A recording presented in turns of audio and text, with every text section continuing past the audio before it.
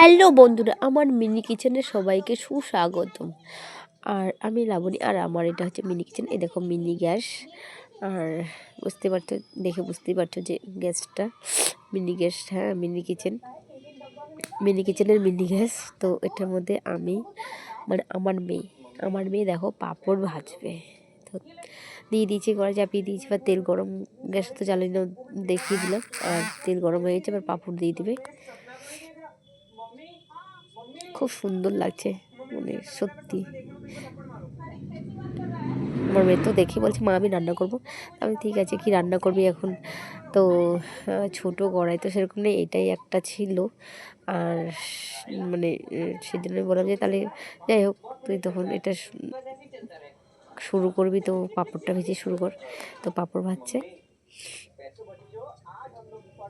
ও তো ভীষণই খুশি।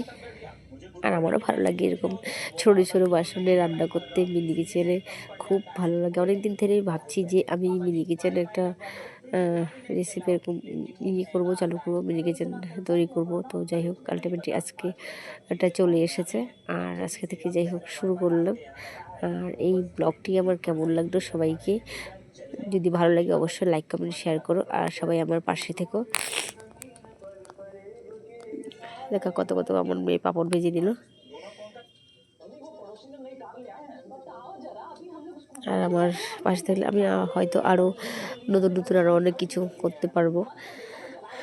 তোমাদের উৎসাহে, তোমাদের ভালোবাসায় অনেক দূর হয়তো পৌঁছে যাব। তো সবাই আমার পাশে থেকো। দেখো কত পাঁপড় ভাজা হয়ে গেছে। এবার ও খেয়ে দেখবে, টেস্ট করবে যে কেমন। ও নিজেই ভাজলো ফার্স্ট টাইম পাঁপড়। ওই দেখ, টাটা।